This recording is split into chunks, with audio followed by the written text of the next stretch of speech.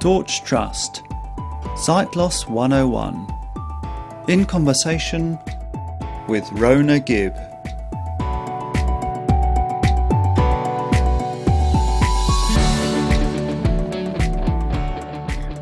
Hello and welcome to this next episode of Sight Loss 101.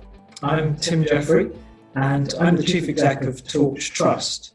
And trying to get a handle on, as a sighted person, what's it like to be visually impaired? What's it like to live with sight loss? So today I have with me Rona Gibb, who is a long-time Torch friend, and Rona's here to tell us a little bit about her experience of sight loss and how her faith has input into that. So Rona, thank you so much. It's lovely to have you with us. Would you start by telling us a little bit about how did your sight loss journey begin? When did that happen? My sight loss journey began with my birth because I was born with congenital cataract and other sort of associated sight problems. And so I think I could just see light and dark as a baby. I actually don't remember. But I had a number of operations from being a small baby, and my sight improved a little bit so that I was able to see enough usually to get around, to avoid people, right, to read print with my nose, and all those kind of things. I had a fairly traditional upbringing, and I actually eventually ended up in a blind school because I couldn't cope either at sighted or partially sighted school. So what age did you go into the blind school? I was 7 by the time I went into blind school. The Education Authority sent me first of all to a sighted school because they said I could see. The only problem was none of them would take me on. Oh, really? So I ended up in a little private school, but the lady there realised I wouldn't be able to cope with using print. So then they agreed I should go to a partially sighted school. But I couldn't cope there either, and so my parents, I had lovely parents, and they sort of said, "Look, this is ridiculous," and so I was then transferred to a blind school, and I thought it was wonderful because the partially sighted school was down in London, and I lived in Bolton in Lancashire at the time, and so when I came back to blind school.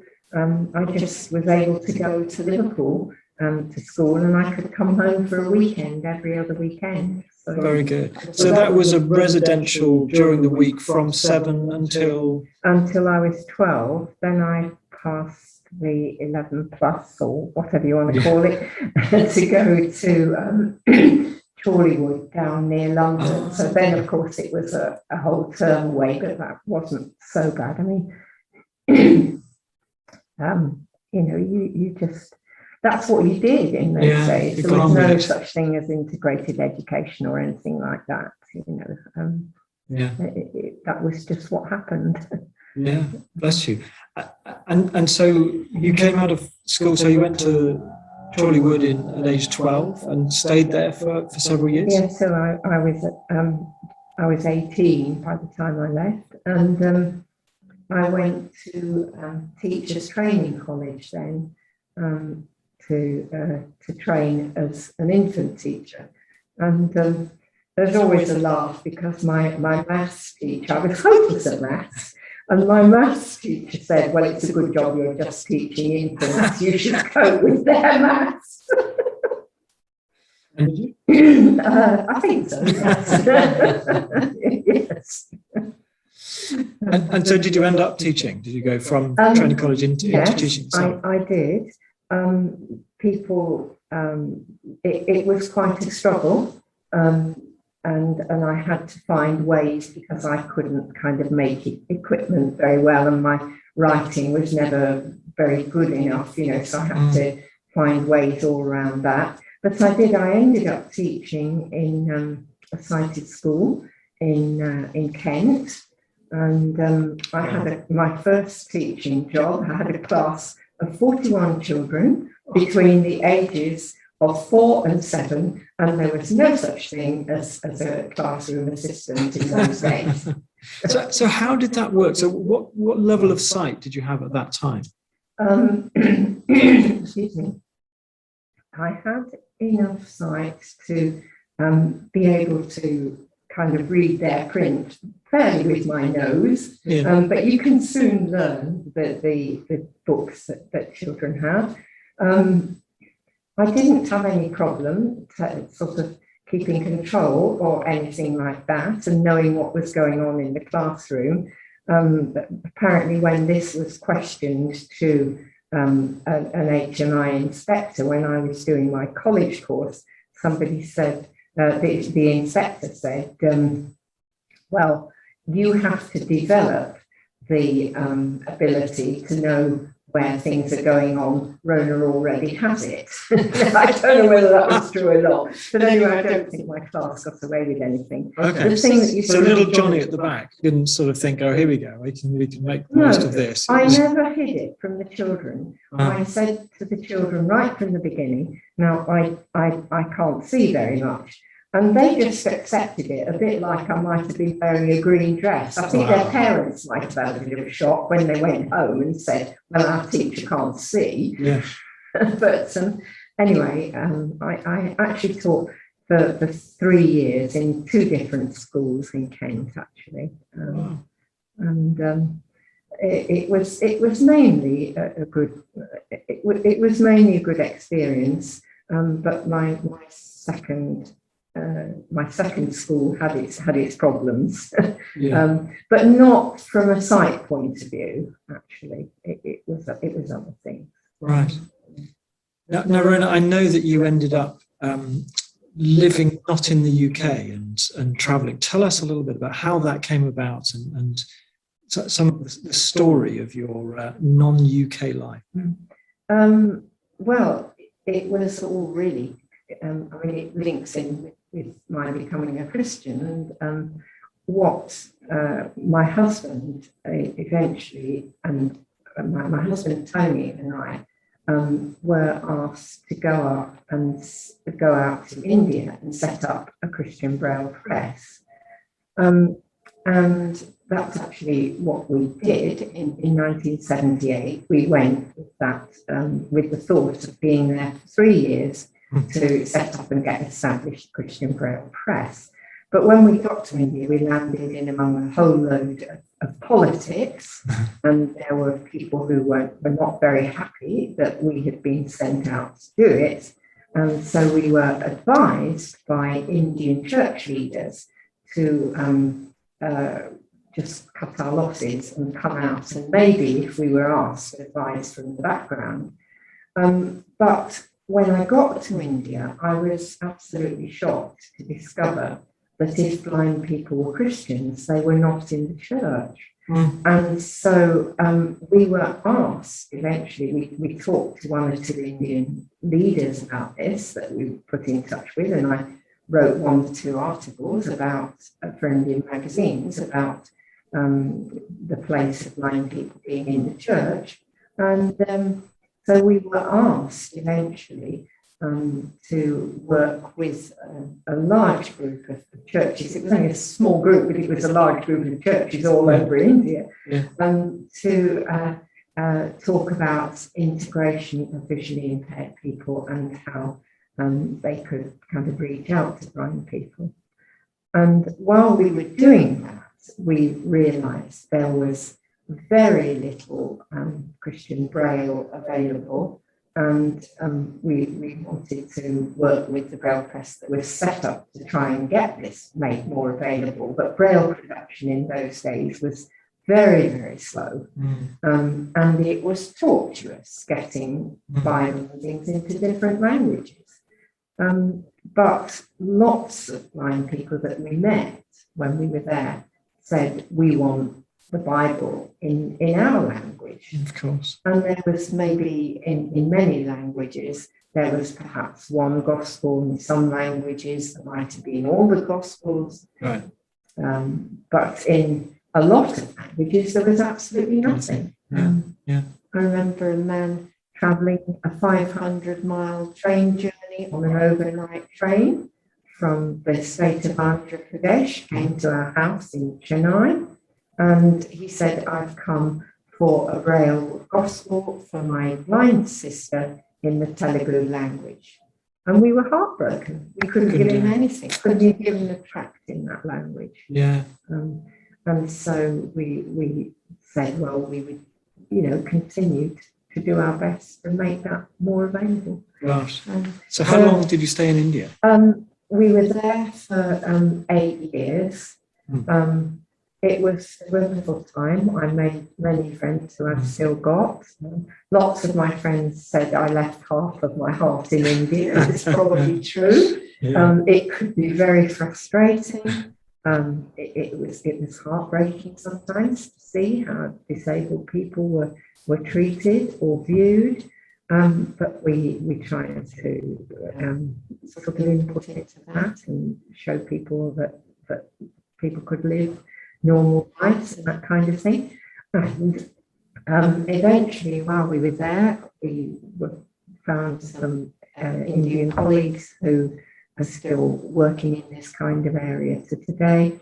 And by the time we were asked to leave India and had our visa cancelled in 1985 by, as did a lot of expats, the work was in the hands of a lovely Indian couple, Prabhu and Nancy Ryan, who are still there doing it to this day, along with lots of other people.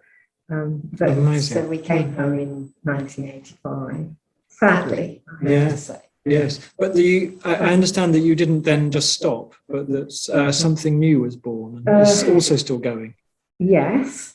When we got back to England, we were hearing news that Braille was being produced by computer, and we were put in touch with somebody who had turned, a gentleman named Don Rogers, who had turned the Cyrillic script, was inputting it onto computer, and it was being used for brailing. And so we said, right, will you do the same for the Indian languages?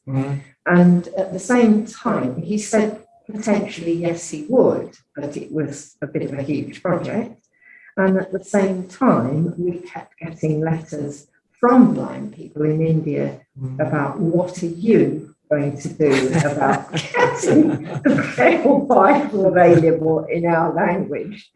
And so we very reluctantly, my husband Tony was told by Don's wife that it shouldn't be Don that did this, but he should be the one to set up a Braille press to do it. Well, okay, that's all right. But Tony was arguably at the age where most people are retiring. Right.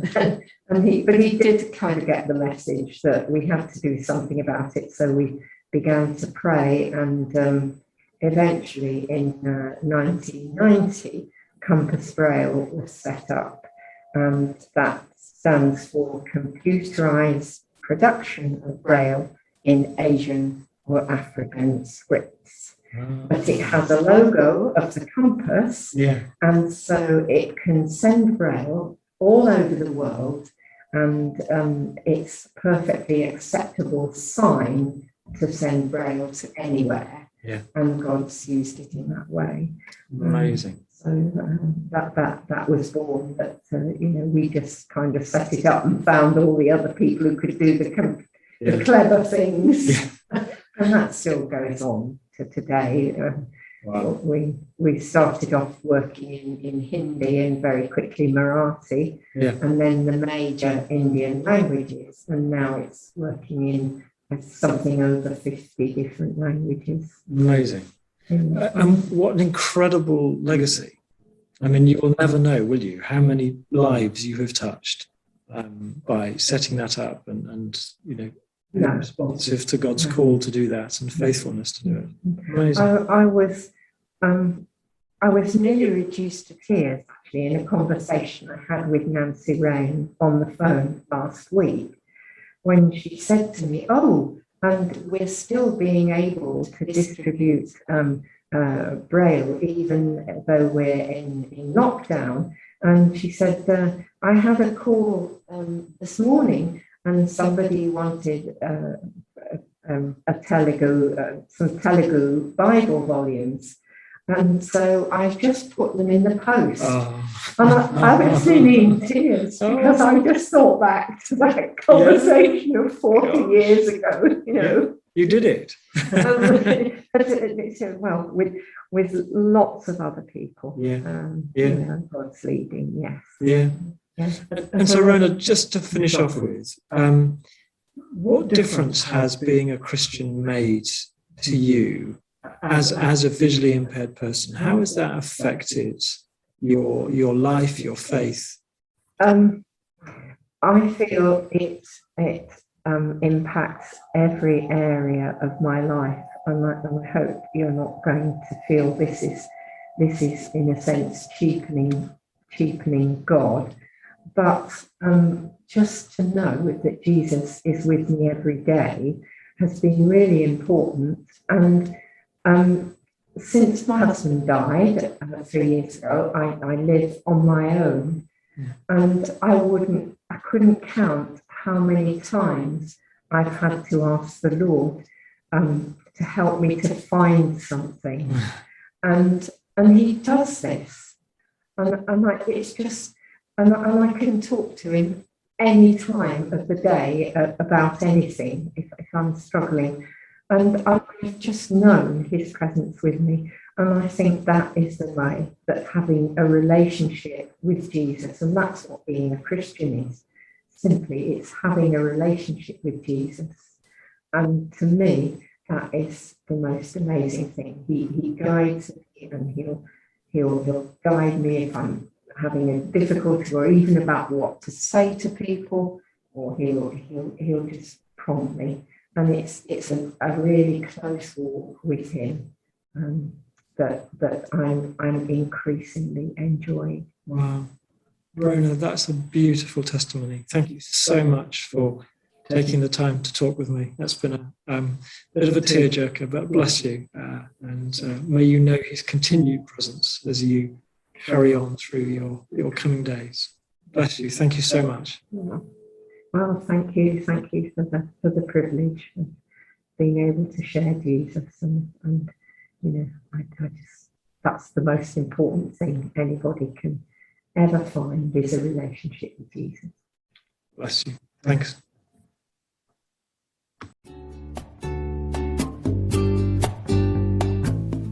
Thank you for joining us in Sight Loss 101. For more information on Torch, call 01858 438 260.